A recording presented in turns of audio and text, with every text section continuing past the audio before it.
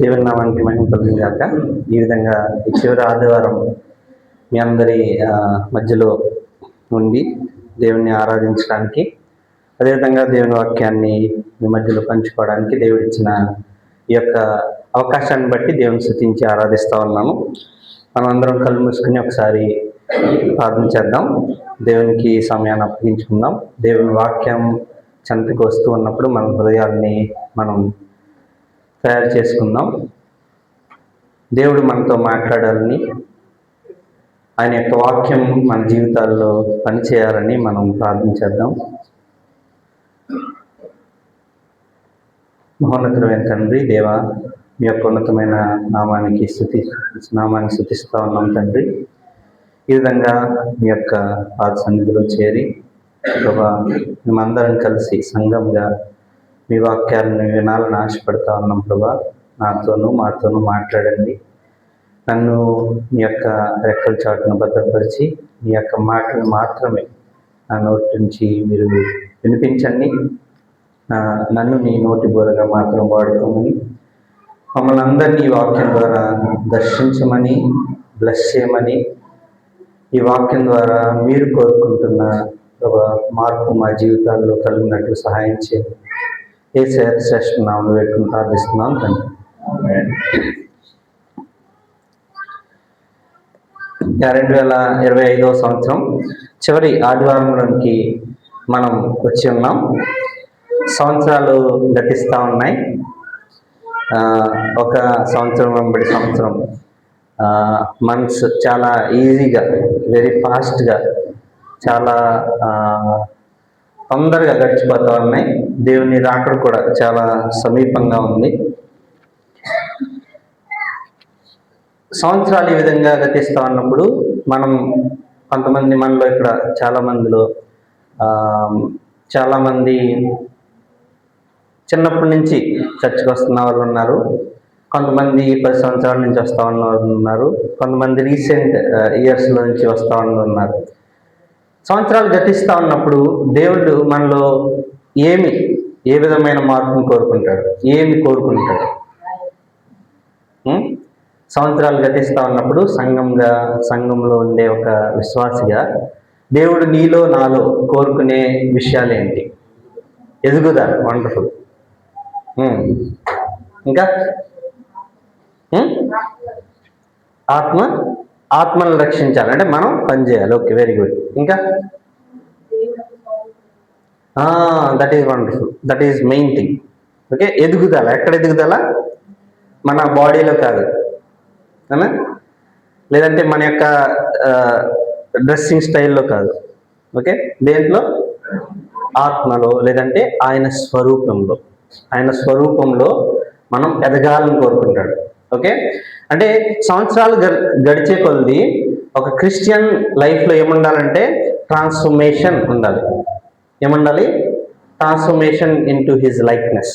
దేవుని స్వరూపంలోనికి మనం మార్చబడుతూ ఉండాలి. ఓకే, అర్థమవుతుందా? దేవుని స్వరూపంలోనికి మనం మార్చబడే క్రిస్టియన్గా మనం ఎదగాలి. అంటే ట్రాన్స్ఫార్మింగ్ క్రిస్టియన్గా మనం ఉండాలి. ట్రాన్స్ఫార్మింగ్ క్రిస్టియన్ అంటే దేవుని స్వరూపంలోనికి మారే క్రిస్టియన్గా మనం ఉండాలి. అయితే చాలా సంఘాల్లో జరుగుతున్న విషయం ఏంటంటే, నేను కొన్ని చర్చెస్కి వెళ్తూ ఉంటాను. చాలా చర్చెస్కి వెళ్ళి అక్కడ సందర్శిస్తూ ఉంటాను, మాట్లాడుతూ ఉంటాను. వాళ్ళు చూసే విషయం ఏంటంటే, చాలా సంఘాల్లో ఉండే క్రిస్టియానిటీ ఎలా ఉందంటే, ట్రెడిషనల్ క్రిస్టియన్ అంటే ఆచారబద్ధమైన క్రిస్టియన్గా మాత్రమే మనం ఎదుగుతున్నాం. ట్రాన్స్ఫార్మింగ్ క్రిస్టియన్గా ఎదగాల్సిన మనం ట్రెడిషనల్ క్రిస్టియన్గానే ఉండిపోతున్నాం.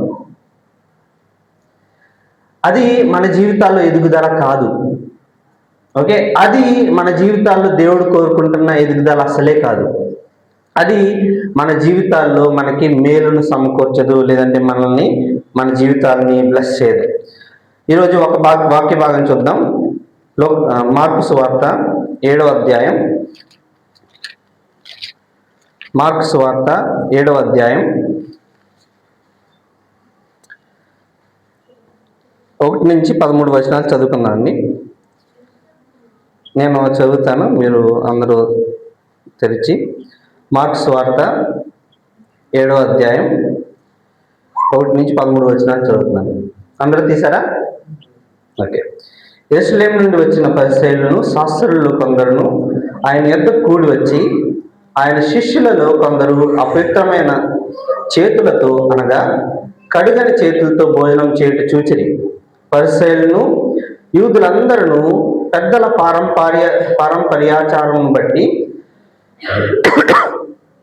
చేతులు కడుక్కుంటేనే గాని భోజనం చేయరు.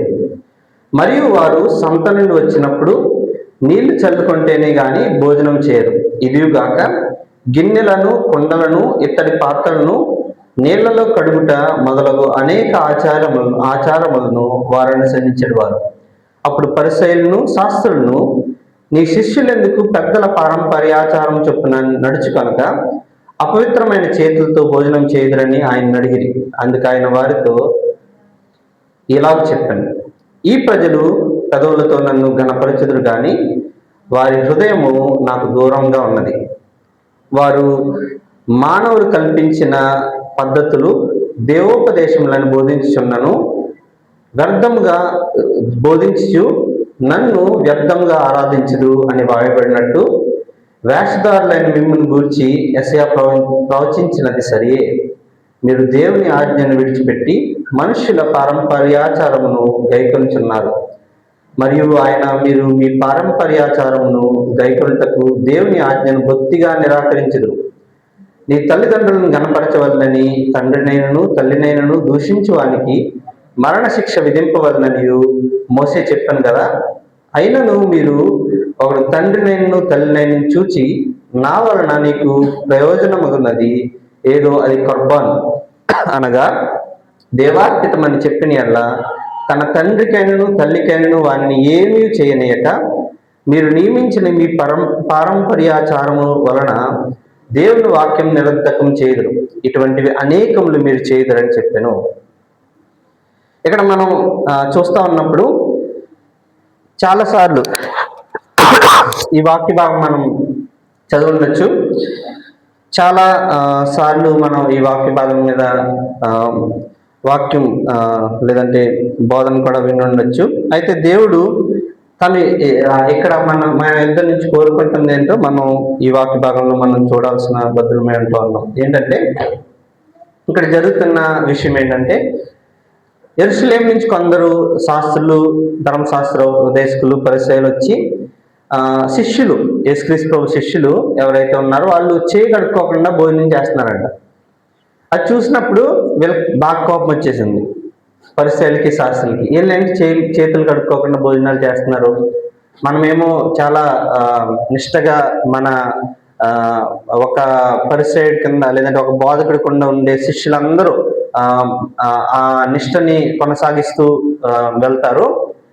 ఈయన రబ్బీ అని చెప్పుకుంటూ యేసుక్రీస్తు ప్రభు వారు వీళ్ళ శిష్యులకి కనీసమైన ఏమంటారు ట్రెడిషన్స్ కొన్ని నేర్పట్లేదండి, అంటే కొన్ని ఆచారబద్ధమైన విషయాలను నేర్పట్లేదండి అని యేసుక్రీస్తు ప్రభు వారి దగ్గరికి వచ్చి అడుగుతారు అన్నమాట. ఏంటి మీ శిష్యులు, మేమైతే ఇంత పాటిస్తాము, మీ శిష్యులు ఏంటి అసలు ఏం పాటించట్లేదు అని అడుగుతున్నారు. అదే కదా ఇక్కడ జరుగుతుందా? ఓకే, యాక్చువల్గా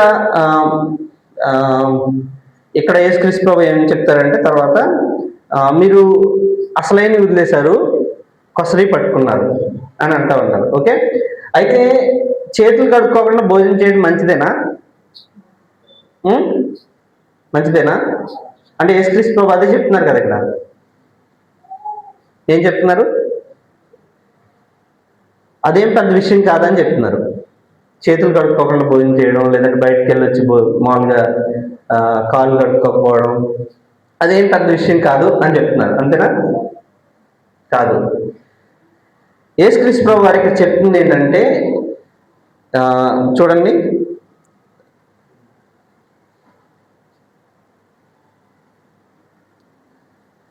మూడవ వచనం, పరిసయ్యులను యూదులందరూ పెద్దల పారంపర్యాచారమును బట్టి చేతులు కడుక్కుంటేనే కానీ భోజనం చేయరు. ఇక్కడ చేతులు కడుక్కోవడం అంటే ఏంటంటే పారంపర్యాచారమైన చేతులు కడుక్కోవడం అంటే సెరమోనియల్ క్లెన్సింగ్ అంటారు. సెరమోనియల్ క్లెన్సింగ్ అంటే వాళ్ళు ఆల్రెడీ చేతులు కడుక్కుని సబ్బు పెట్టుకుని కడుక్కుంటారు. కడుక్కున్న తర్వాత వాళ్ళు లోపలికి వచ్చి భోజనం చేసే ముందు వాళ్ళకి ఒక రకమైన జగ్గు ఉంటుందండి. మనకి జగ్గుకి ఎన్ని హ్యాండిల్స్ ఉంటాయి? ఒక హ్యాండిల్ ఉంటుంది కదా. అయితే వాళ్ళ జగ్గుకి 2 హ్యాండిల్స్ ఉంటాయి. ఓకే, వాళ్ళ జగ్గుకి 2 హ్యాండిల్స్ ఉంటాయి. కావాలంటే ఇంటర్నెట్లో చూడండి, మీకు దొరుకుతుంది. ఓకే, వాళ్ళ జగ్గుకి 2 హ్యాండిల్స్ ఉంటాయి. అందులో వాటర్ పడతారు. పట్టిన తర్వాత వాళ్ళు ఆల్రెడీ చేతులు కడుక్కుని వచ్చారు. వచ్చిన తర్వాత సెరమోనియల్ క్లెన్సింగ్ ఎలా చేస్తారంటే, ఆ జగ్గు ఒక చేతితో పట్టుకుని వాటర్ ఫిల్ చేసిన తర్వాత 1 2 ఈ చేతితో పట్టుకుని 3, మళ్ళీ ఈ చేతితో పట్టుకుని 4 5 6 టైమ్స్ అలా మార్చి జస్ట్ నీళ్ళు పోసుకుంటారు అనమాట. ఆ నీళ్ళు పోసుకున్నప్పుడు అది వాళ్ళు ఏదో రిసైట్ చేస్తారు. అంటే సమ్ దేవుని వాక్యం కానీ ఏదైనా వాళ్ళు అంటే పెద్దలు పెట్టిన ఒక నియమాన్ని వాళ్ళు పాటిస్తారన్నమాట. అదే భోజనం చేసే ముందు అయితే వాళ్ళు సేమ్ జగ్గు, ఒక జగ్గు తీసుకుని 1 2 3 మళ్ళీ ఈ చేత్తో పట్టుకుని 1 2 3 అలా నీళ్ళు పోసుకుంటారు అంతే. కడుక్కోవడం అంటే అది ఇక్కడ. ఓకే, ఆచారబద్ధమైన చేతులు కడుక్కోవడం అంటే అది. వాళ్ళు ఉదయాన్నే లేచిన వెంటనే వాళ్ళు పడుకుని ఉంటారు కదా, దాని బెడ్ పక్కనే ఒక జగ్గు పెట్టుకుని ఉంటారు. ఆ జగ్గు ఒక బేసిన్ టైప్ పెట్టుకుని ప్రతిరోజు ఉదయాన్నే లేచిన వెంటనే వాళ్ళు చేయాల్సిన పని ఏంటంటే, ఆ జగ్గు తీసుకుని 1 2 3 4 5 6 అలా కడుక్కుంటారు అన్నమాట. అది ఇక్కడ కడుక్కోవడం అంటే, ఆచారబద్ధమైన కడుక్కోవడం అంటే అది ఇక్కడ. ఓకే, ఆల్రెడీ వాళ్ళు క్లీను, కానీ వాళ్ళ రిచువల్స్ ఫాలో అవడానికి, ఆచారాన్ని ఫాలో అవడానికి చేసే క్లెన్సింగ్ అనమాట ఇది. దాన్ని యేసుక్రీస్తు ప్రభువారు ఇది మానవులు పెట్టిన సిద్ధాంతమే కానీ దేవుడు పెట్టిన ఆజ్ఞ కాదు. ఓకే, దేవుడు ఎన్ని ఆజ్ఞలు బైబిల్లో ఇచ్చారు? 10 ఆజ్ఞలు. 10 ఆజ్ఞలు కాకుండా ఇంకా చాలా ఆజ్ఞలు ఉంటాయి. ఓకేనా బైబిల్లో. ఓకే, అయితే ఇశ్రాయేలీలు పరిసయ్యులు ఎన్ని ఆజ్ఞలు పెట్టుకున్నారు తెలుసా? వాళ్ళ లైఫ్ స్టైల్కి 613 ఆజ్ఞలు. ఓకే, 613 ఆజ్ఞలు పెట్టుకున్నారు. ఈ 10 ఆజ్ఞలు అందులో ఒక భాగం మాత్రమే. ఓకే, అయితే వాళ్ళు పెట్టుకున్న ఎన్ని ఆజ్ఞలు? 613. ఫర్ ఎగ్జాంపుల్ మీకు చెప్పాలంటే, ఎందుకు యేసుక్రీస్తు ప్రభుని యూదులు చంపేద్దాం అనుకున్నారు? ఎందుకు చంపేద్దాం అనుకున్నారు? సబ్బాత్ దినాన్ని ఈయన పాటించట్లేదు. ఎలా పాటించట్లేదు? వాళ్ళు రాసుకున్న సిద్ధాంతాల ప్రకారంగా పాటించట్లేదు. వాళ్ళు రాసుకున్న సిద్ధాంతాలు ఏంటంటే, సబ్బాత్ దినాన్ని, ఓకే, ఒక వ్యక్తిని స్వస్థపరచకూడదు. అంటే అది ఒక పని వాళ్ళ దృష్టిలో. ఒక వ్యక్తి ఇంత దూరం నడవకూడదు. ఓకే, ఒక వ్యక్తి ఇంత బరువు మోయకూడదు. ఇవన్నీ వాళ్ళు రాసుకున్నారన్నమాట, సబ్బాత్ దిన ఆజ్ఞలు అని. ఓకే, రెండోది అలా చాలా ఆజ్ఞలు వాళ్ళు పెట్టుకున్న రూల్స్ ఉన్నాయి. మనుషులు పెట్టుకున్న రూల్స్ అంటే వాళ్ళు ఇనీషియల్గా స్టార్ట్ చేసినప్పుడు అవి మంచిగా స్టార్ట్ చేశారు. అంటే కొంచెం రిస్ట్రిక్ట్ చేయాలి మనుషుల్ని, ఎలాంటి రూల్స్ పెడితేనే వాళ్ళకి అర్థమవుతుంది, లేదంటే వాళ్ళు ఇష్టం వచ్చినవి చేస్తారు అనుకుని వాళ్ళు కొంచెం రిస్ట్రిక్ట్ చేయడానికి స్టార్ట్ చేసి ఉంటారు. అయితే రాను అది ఏమైపోయిందంటే ఆచారంగా మారిపోయింది. అవే ఆ ఆజ్ఞలే, వాళ్ళు పెట్టుకున్న మనుష్య పారంపర్యమైన ఆజ్ఞలే ఏమైపోయినాయి అంటే దేవుని వాక్యం కంటే ఎక్కువైపోయినాయి అన్నమాట. అర్థమవుతుందా నేనేం మాట్లాడుతున్నాను? దేవుని వాక్యం కంటే ఎక్కువైపోయిన ట్రెడిషన్స్ మన జీవితాల్లో ఉంటే మన జీవితాలు దేవుని ఎదగవు. దేవుని వాక్యం కంటే ఎక్కువైపోయిన మనుషులు మన జీవితాల్లో ఉంటే అది ఎవరైనా కావచ్చు. ఓకే, అది ఎవరి మాటలైనా కావచ్చు.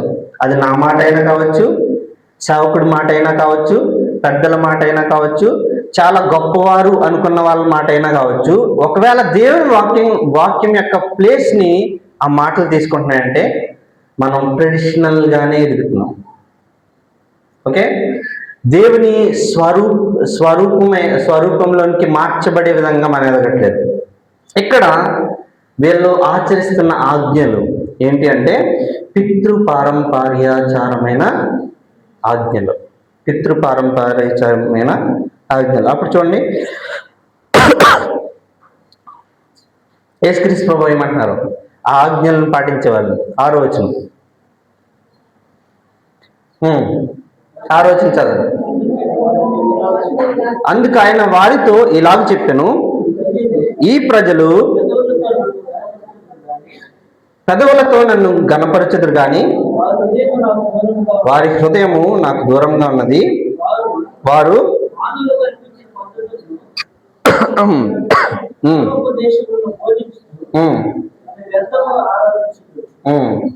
చూడండి అక్కడ ఏమంటున్నాడు ఆయన, ఈ ప్రజలకి మూవింగ్ లిప్స్ ఉన్నాయి కానీ మూవింగ్ హార్ట్ లేదు. ఓకే, అంటే కదులుతున్న పెదవులు ఉన్నాయి కానీ కదిలే హృదయం లేదు. హృదయం కదలట్లేదు. పెదాలు కదులుతున్నాయి, పెదాలతో చాలా అద్భుతంగా ఆరాధిస్తున్నారు, పెదాలతో అద్భుతమైన మాటలు చెప్తున్నారు, కానీ వాళ్ళ హృదయం కదలట్లేదు. వాళ్ళని ఏమంటారు? పైన ఒకటి లోపల ఒకటి ఉండే వాళ్ళని ఇంగ్లీష్లో ఈ విధంగా ఉంటుందంట. ఏమంటది అంటే, తెలుగులో కూడా ఉంది. ఇక్కడ 7వ వచనం లాస్ట్లో ఉంటుంది. వేషధారులైన మిమ్మల్ని గుర్చే కదా యెషయా ప్రవచించినది సరే. ఓకే, ట్రెడిషనల్ క్రిస్టియన్స్గా మనం ఒకవేళ ఉంటే దేవుడు మనకిచ్చే బిరుదు వెరీ వెరీ క్లియర్ బిరుదు ఏంటంటే వేషధారులు, హిపోక్రైట్స్. మన పెదవులు మాత్రమే కదులుతూ మన హృదయం కదలకపోతే దేవుడు మనకొచ్చే చాలా క్లియర్ బిరుదు అది. అదేంటంటే వేషధారులు. వీళ్ళ వల్ల ఉపయోగం లేదు, వీళ్ళు ఆరాధించేది వ్యర్థం అని యేసుక్రీస్తు వారు చాలా క్లియర్గా చెప్తూ ఉన్నారు. మనం క్రిస్టియన్స్గా చర్చ్కి వస్తూ మనం ఈ విధంగా ఉంటామా? ట్రెడిషనల్గా ఉంటామంటారా? చర్చ్కి ప్రతి వారం వస్తూ కూడా ట్రెడిషనల్గా ఉంటామంటారా? ఫర్ ఎగ్జాంపుల్, క్రిస్టియన్స్ అబద్ధాలు ఆడతారా? అబద్ధాలు ఆడొచ్చా? ఆడతారా? ఆడరు. ఓకేనా? క్రిస్టియన్స్ అబద్ధాలు ఆడడం చూడాలంటే చర్చికి రావాలి. చర్చికా? ఎందుకు? చర్చిలో పాటలు పాడతాం కదా. చర్చిలో పాటలు పాడేటప్పుడు క్రిస్టియన్స్ అంటే ఆడే అబద్ధాలు ఇంకెక్కడ ఆడరు. అబద్ధాలని ఎందుకంటారంటే మనం పాడే పాట మనం ఆలోచించకుండా, మనం ఏం పాడుతున్నామో మనం అసలు ఊహించకుండా, లేదంటే దాన్ని గుర్తించకుండా చాలా అద్భుతంగా పాడతాం. నేను ఎవరిని అనట్లేదు, నేను కూడా, మనం అందరం. ఓకేనా? క్రిస్టియన్ అబద్ధం ఆడడం చర్చిలో పాటలు పాడుతున్నప్పుడు చాలా క్లియర్గా చూడవచ్చు. పెదాలు కదులుతూ ఉంటాయి, హృదయంలో అమెరికావో లేదంటే మన ఆఫీస్ గురించో, లేదంటే మన ఇళ్ళ గురించో, లేదంటే మనం వేసుకున్న బట్టల గురించో, లేదంటే మన పిల్లలు ఏమైపోతున్నారనో, లేదంటే ఏదో ఏదో ఏదో ఆలోచిస్తూ ఉంటాం. హృదయం పాటకి అంటే పెదవులు ఎలా కదులుతున్నాయో దానికి అనుసారంగా కదలట్లేదు. Okay, we're moving our lips but not our heart. Okay, అది ట్రెడిషనల్ క్రిస్టియన్ అంటే. ఓకే, ఎంతమంది ప్రైజ్ ది లార్డ్ చెప్తారు? ఎన్నిసార్లు మనం ప్రైజ్ ది లార్డ్ చెప్తాం? ఎన్నిసార్లు మనం ప్రైజ్ ది లార్డ్ అన్నప్పుడు దేవుని నిజంగా ఆరాధిస్తాం? ప్రభువా నీకు వందనాలు, ప్రైజ్ ది లార్డ్ అంటే అదే కదా. ఓకే, మనం లిప్స్ మూవ్ అవుతా ఉన్నాయి కానీ మన హృదయం అసలు దాని గురించి ఆలోచించట్లేదు. వెరీ స్పాంటేనియస్గా పాస్టర్ గారిని కలిస్తే ప్రైజ్ ద లార్డ్, కానీ అసలు దాని గురించి ఆలోచించం. These are all traditional Christian లక్షణాలు. ఓకేనా? ఆచారబద్ధమైన క్రైస్తవునిగా ఉండే లక్షణాలు ఇవన్నీ. మనం మాట్లాడతాం కానీ దాని యొక్క అర్థాన్ని గ్రహించం. అలాగని ప్రైజ్ ది లార్డ్ చెప్పొద్దని కాదు, పాటలు పాడొద్దని కాదు. మనం చర్చికి వచ్చినప్పుడు దాన్ని ఆలోచిస్తూ నిజంగా దాన్ని మనం మన హృదయాల్లో ఫీల్ అవుతూ పాడదాం. అప్పుడు we will be transformed in to his likeness. మనం ఆయన స్వరూపంలోనికి మార్చబడతాం. మనం వేషధారులము అనే ముద్ర మన మీద ఉండదు. మన మీద ఉండే ముద్ర ఏంటంటే ఆయన వలె ఈయన కూడా నడుస్తున్నాడు. అవునా కదా? 8వ వచనం, మీరు దేవుని ఆజ్ఞను విడిచిపెట్టి మనుషుల పారంపర్యాచారమును గైకొనుచున్నారు. దేవుని ఆజ్ఞ గొప్పదా, మనుషులి పారంపర్యాచారం గొప్పదా? దేవుని ఆజ్ఞకి మనిషి ఆజ్ఞకి మనం అసలు కంపేర్ చేయలేము. అంటే ఇది గొప్పదా ఇది గొప్పదా అని చెప్పలేము. దేవుని ఆజ్ఞ అంటే దేవుని ఆజ్ఞ అంతే. మనిషి ఏదైనా చెప్పని, ఎవరైనా ఏదైనా చెప్పని, అంతేనా? క్రైస్తవునిగా మనం ఎదగాల్సింది ఎక్కడ? దేవుని వాక్యంలో, మనుషుల యొక్క కట్టడాల్లో కాదు. అర్థమవుతుందా? క్రైస్తవులుగా మనం ఎదగాల్సింది దేవుని వాక్యంలో, మనుషుల కట్టడాల్లో కాదు, మనుషుల ఆచారాల్లో కాదు. ఒకరోజు నేను, ఆంటీ, హ్యాన్సీ మేము ఒక ఆటో మీద వెళ్తా ఉన్నాం. ఇక్కడ నుంచి ఒంగోలు నుంచి 7 గంటల పాడు, లేదంటే అక్కడే మధ్యలో. ఓకే, ఒంగోలు నుంచి ఒక ప్లేస్ నుంచి ఇంకో ప్లేస్కి ఎక్కడికో వెళ్తా ఉంటే ఒక ఆటో ఆయనతో నేను మాట్లాడడం మొదలు పెట్టాను. ఆయన ఆటో మీద వాక్యం ఉంది. వాక్యం ఉంటే నేను అడిగాను అనమాట, ఏంటన్నా మీరు చర్చికి వెళ్తారంటే వెళ్తాను తమ్ముడు ముందు అంటే ఆయన సాక్ష్యం మొదలు పెట్టాడు అనమాట. ఆయన సాక్ష్యం మొదలు పెడుతూ ముందు నేను హిందూని, నేను అసలు చర్చికి వెళ్ళేవాడిని కాదు, నా భార్య వెళ్తుంటే వెళ్ళొద్దని చెప్తా ఉండేవాడిని. అయితే నా భార్య నన్ను తీసుకెళ్ళడం వల్ల నాకు చాలా బాగా నచ్చింది. ఆడికి వెళ్ళిన తర్వాత మనసులో శాంతి అన్నీ చెప్తా ఉన్నాడు. ఓకే, చెప్పిన తర్వాత నేను అడిగాను అనమాట, అన్న వెరీ గుడ్, నువ్వు హిందూగా ఉండి క్రిస్టియన్ చర్చ్కి వెళ్తా ఉన్నావు, వెరీ గుడ్. నీకు ఏది అట్రాక్ట్ చేసింది నువ్వు ఆ చర్చ్కి వెళ్ళడానికి, లేదంటే చర్చ్కి వెళ్ళడానికి నిన్ను ఏది అట్రాక్ట్ చేసింది? ఎందుకు నువ్వు ఇక్కడి నుంచి, లేదంటే నువ్వున్న రిలీజియన్ నుంచి క్రైస్తవుడిగా ఎందుకు మారాలనుకున్నావు, లేదంటే చర్చ్కి ఎందుకు వెళ్ళాలనుకున్నావు అని అడిగితే ఆయన ఏమన్నాడంటే, ఆ చర్చ్కి వెళ్తే వాక్యం అద్భుతంగా చెప్తా అన్నాడు. ఓకే, సరే అన్న, ఆయన వాక్యంలో నీకేమి అద్భుతంగా అనిపించిందంటే ఆయన ఏది చెప్పినా అలా దిగిపోద్ది లోపలికి అన్నాడు. ఆయన ఏది చెప్పినా కానీ అలా లోపలికి వెళ్ళిపోద్ది. నేను ఆయన ఎక్కడికి వాక్యం చెప్పినా కానీ అక్కడికి ఆటో వేసుకుని వెళ్ళిపోయాను నేను. అంటే కడప ఎక్కడో కర్నూలులో ఆయన మీటింగ్స్ పెడితే అక్కడికి ఆటో వేసుకుని ఫ్యామిలీని తీసుకెళ్ళాడంట. ఓకే, సో నాకు అంటే భలే ఆశ్చర్యం వేసింది, భలే మంచిగా అనిపించి ఇంకా అడుగుతా ఉన్నాను, అదే అన్న వెరీ గుడ్, ఆయన చెప్పిన వాక్యంలో ఈ వాక్యం ద్వారా మీరు మారారు, లేదంటే ఈ వాక్యం నన్ను మార్చింది అనే ఏదన్నా ఉందా? ఎందుకు అసలు మీరు క్రిస్టియన్గా మారాలనుకుంటే ఇంకా అదే చెప్తున్నాడు. ఆయన వాక్యం చెప్తే అసలు అద్భుతంగా ఉంటుంది, ఆయన వాక్యం చెప్తే లోపలికి వెళ్ళిపోద్ది, ఆయన వాక్యం చెప్తే అని ఆయన గురించే మాట్లాడతాను. నాకు ఇంక కోపం వస్తుంది. ఒక్కసారి కూడా క్రీస్తు పేరు ఎత్తలేదు, క్రీస్తు పేరు ఎత్తలేదు. నాకు ఇంకా కోపం వస్తుంది. క్రీస్తు పేరు ఎత్తకుండా క్రిస్టియన్గా ఎలాగా? అంత సేవకుడి పేరేనా అని నాకు బాధ వచ్చి నేను అడిగాను, అన్న సేవకుడు చచ్చిపోతాడు కదా అన్న రోజు. అన్న సేవకుడు చచ్చిపోతాడు కదా, అవును కదా, మీ సేవకుడు చచ్చిపోతాడు కదా ఒకసారి అంటే ఆయన కోపం వచ్చి అప్పటికైనా మారతాడేమో. అంటే అందుకే కదా ఆ కొడుకుని నింపేశాడు అన్నాడు. అందుకే కదా ఆ కొడుకుని నింపేశాడు అన్నాడు. నాకు ఇంకా ఆయన ఏ స్థితిలో ఉన్నాడో అర్థమైంది. అంటే చర్చ్కి వెళ్తున్నాడు, but there is no change.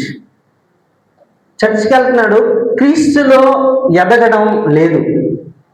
ఆచారబద్ధంగా సంఘానికి వెళ్తున్నాడు, కానీ ఆచారబద్ధంగా సంఘానికి వెళ్ళాల్సిన సమయాన్ని కేటాయిస్తున్నాడు, పాటలు పాడుతున్నాడు, వాక్యం వింటున్నాడు, వాక్యం చాలా అద్భుతంగా ఉంది అంటున్నాడు, కానీ తనలో క్రీస్తు కోరుకున్న మార్పు ఉండట్లేదు. ఇది నిజంగా జరిగిన సంఘటన. ఒంగోలులోనే. నేనేమి అంటే ఏదో కల్పించి చెప్పట్లేదు. ఆయన అన్న మాటలు ఎగ్జాక్ట్ అదే. ఏంటి, ఆయన కొడుకుని నింపేశాడు కదా అని. నాకు ఇంకా ఏమనాలి ఇలాంటి వాళ్ళని అనిపించింది. Those are all traditional Christians. Traditional Christians ఏం చేస్తారంటే మనిషిని హీరోగా ఆరాధిస్తారు.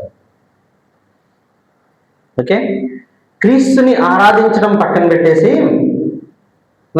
వాళ్ళ సేవకుల్ని లేదంటే మనుషుల్ని, గొప్ప వాళ్ళని హీరోస్గా ఆరాధిస్తారు. ట్రెడిషనల్ క్రిస్టియన్గా మనం ఉండకూడదు, ట్రాన్స్ఫార్మింగ్ క్రిస్టియన్గా మనం ఉండాలి. చూడండి, ట్రెడిషనల్ క్రిస్టియన్ యొక్క లక్షణం ఇంకోటి. 9వ వచనం నుంచి 13వ వచనం వరకు చాలా క్లియర్గా చెప్తా ఉన్నాడు. 9వ వచనం నుంచి 13వ వచనం వరకు. మరియు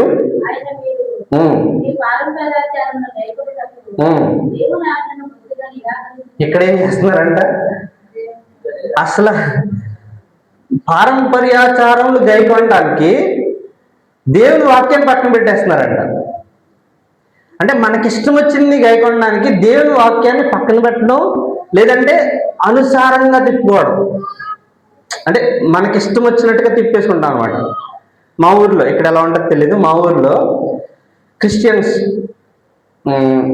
రోజులు, ముహూర్తాలు కొంతమంది చూస్తారనమాట, వారాలు. అంటే ఇక్కడ ఎలా ఉంటుందో నాకు తెలియదు, ఓకేనా, మా ఊర్లో చూస్తారు. సో నాకు అది చాలా బాధేస్తూ ఉంటుంది. మ్యారేజ్ విషయంలో కూడా వాళ్ళు ఇది మంచి రోజు, అది మంచి రోజు అని నా దగ్గర చెప్దామని వచ్చారు. నేను మా అన్నయ్య కొంచెం వీటికి ఎగెన్స్ట్ అనమాట. అంటే ఇలా కూడా, అరే దేవుడు కూడా రోజులు ఏర్పాటు చేశాడు, అమావాస్య ఇవన్నీ ఏర్పాటు చేశాడని వాక్యాన్ని వాళ్ళకి అనుసారంగా తిప్పుకుంటున్నారు అనమాట. అర్థమైందా? వాళ్ళ ఆచారాల్ని అనుసరించడానికి వాక్యాన్ని వక్రీకరిస్తున్నారు. ఇక్కడ ఏంటంటే వాక్యాన్ని బొత్తిగా తోసివేస్తున్నారు, ఇంకోటి వాక్యాన్ని వక్రీకరిస్తున్నారు. మన జీవితాల్లో అలాంటి లైఫ్ ఉంటే, అంటే మనం అలా వాక్యాన్ని వక్రీకరించి మనకి అనుగుణంగా మార్చుకుంటుంటే వీఆర్ ట్రెడిషనల్ క్రిస్టియన్స్. ఓకేనా? వాక్యాన్ని వక్రీకరించి కొంతమంది ఎవరైనా తాగుబోతుల్ని పట్టుకుని అరే తాగుద్దురా బాబు అంటే, కొంతమంది వాక్యం తెలిసిన వాళ్ళు ఏమంటారు తెలుసా, బైబిల్లో రాసింది, బైబిల్లో రాసింది వాక్యం అంటే ఎవరైనా కష్టపడితే మందు తాగండి ఉండదు కదా, సామెతల్లో ఉంటుంది, కష్టపడిన వాడికి మందు ఇవ్వండి. ఓకే, తిమోతిలో కూడా ఉంటుంది, నీ యొక్క కడుపులో రోగము బట్టి కొంచెం ద్రాక్షరసం తీసుకో. ఓకే, ఆ వాక్యాన్ని వాళ్ళు ఉపయోగించుకొని బైబిల్లో కూడా ఉంది కదా అంటారు. ఇవన్నీ ఏంటంటే మన యొక్క కోరికలు తీర్చుకోవడానికి బైబిల్ని అడ్డంగా పెట్టుకోవడం, మన యొక్క విషయాల్ని, లేదంటే మనకి ఇష్టం లేదనుకో దేవుని చిత్తం అయితే చూద్దాం, దేవుని చిత్తం, దేవుని పక్కన అంటే దేవుని అడ్డుగా పెట్టుకుంటాం అనమాట. అంటే మనకి ఇష్టం లేదని చెప్పం, లేదంటే మనం చేయమని చెప్పం, దేవుని అడ్డుగా పెట్టుకుంటాం చాలాసార్లు. ఇవన్నీ ట్రెడిషనల్ క్రిస్టియన్ యొక్క లక్షణాలు. ఇక్కడ ఏం జరుగుతుందంటే, మోషే తల్లిని తండ్రిని సన్మానించుము అని రాశాడు, అయితే మీరు దాన్ని ఏం చేశారంటే అని యేసుక్రీస్తు ప్రభువు చెప్తున్నారు. మీరు ఏం చేశారంటే తల్లిని తండ్రిని సన్మానించకుండా ఏదైనా వ్యక్తి నేను ఒకవేళ ఏదైనా వీళ్ళకి హెల్ప్ చేసేది ఉంటే కనుక అదంతా దేవునికి దేవార్పితం అంటే అని ఎవరైనా అంటే కనుక ఇంకా వాడిని ఏమి చేయకుండా అంటే తల్లిదండ్రులకి ఏమి హెల్ప్ చేయకుండా వాడిని పక్కన పెట్టేస్తారు అనమాట. వాడిని చేయనివ్వరు ఏమి హెల్ప్. ఎందుకు ఇలా అంటే ఎవడైనా తన రెస్పాన్సిబిలిటీ, తల్లిదండ్రులు తన రెస్పాన్సిబిలిటీ కదా, ఓకే, ఆ రెస్పాన్సిబిలిటీ నుంచి పక్కకు వచ్చేద్దాం అనుకుంటే ఈ మాట అంటే కనుక అంటే నేను నా తల్లిదండ్రులు నా దగ్గర నుంచి పొందుకునేదంతా దేవార్పితం అంటే కనుక ఇంకా ఆ వ్యక్తిని ఆ ఇంట్లో నుంచి బయటకు తీసుకెళ్ళిపోయి వాళ్ళ తల్లిదండ్రులకి ఏమి హెల్ప్ చేయకుండా ఆ వ్యక్తిని సెపరేట్ చేస్తారు. ఎందుకంటే వాళ్ళ రూల్స్ అలా చెప్తాయి. దేవుడి వాక్యం ఏం చెప్తుంది? నీ తల్లిదండ్రులు సన్మానించుము. ఒకవేళ నిజంగా దేవుని వాక్యాన్ని ఫాలో అయ్యే వాళ్ళు అంటే ఏం చెప్తారు? ఒప్పుడు కొట్టాన్ని ఒకటిచ్చి వాక్యం అని చెప్తుంది. నువ్వేదో నేను ఏది చేసినా కానీ దేవార్పితం అంటే నీ రెస్పాన్సిబిలిటీ నుంచి తప్పుకుందామని యాసలేస్తున్నావు. అంటే నా తల్లిదండ్రులకి నేను చేసే రెస్పాన్సిబిలిటీ నుంచి తప్పించుకుందామని యాసలేస్తున్నావు. అలాంటిది ఏం కుదరదు. దేవుని వాక్యం నుంచి చెప్తుంది నీ తల్లిదండ్రులను సన్మానించు అని చెప్పాలి. కానీ వీళ్ళ రూల్స్ గొప్పవి. ఎవరైనా కానీ దేవునికి అర్పితమని చెప్తే ఇంకా వాళ్ళని హెల్ప్ చేయనివారు. అలాంటివి చూడండి 13వ వచనంలో లాస్ట్లో ఏముంటది?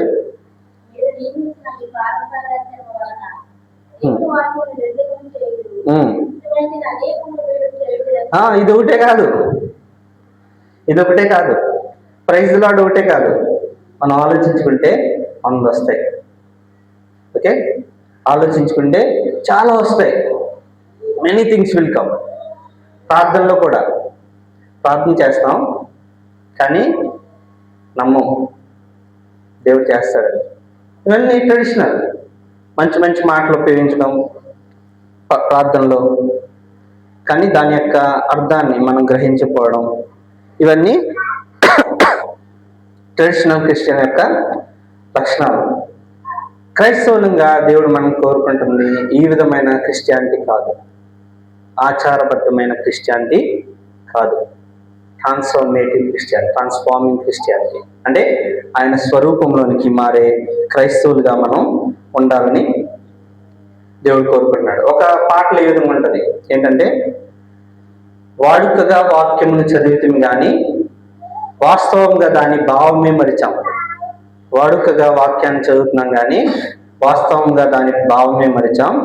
ఆచారంగా ఆలయం ఏగితిమి కానీ ఆచరణలో ఆజ్ఞలు విడిచాం. వేడుకలో నీ వేదమును తలిచాం కానీ వేదనలో నీ వేదమును తలిచాం కానీ వేడుకలో నీ నామమే మరిచిపోయాం ప్రభా అంటూ ఉంటాడు అన్నమాట. అంజలి ఘటించినాము అనే ఆ పాటలో ఆచారంగా ఆలయమేగాం కానీ ఆచరణలో ఆజ్ఞలు మర్చిపోయాం. వాళ్ళకి మనకి తేడా ఏమైనా ఉందా? మామూలుగా ఒక చిన్నప్పటి నుంచి క్రిస్టియన్గా ఎదుగుతున్న వ్యక్తికి ఓకే, సడన్గా ఒక వేరే కమ్యూనిటీ లేదంటే రిలీజన్ నుంచి మారిన వ్యక్తికి ఉండే తేడా ఎప్పుడైనా గమనించారా? ఎప్పుడైనా వాళ్ళిద్దరి మధ్య వాళ్ళ ఇద్దరు ఫెయిత్లో ఉండే తేడా గమనించారా? నేను చిన్నప్పటి నుంచి ఎదిగాను క్రిస్టియన్ కుటుంబంలో. నేను 2008లో రక్షింపడ్డాను. ఓకే, అదే టైంలో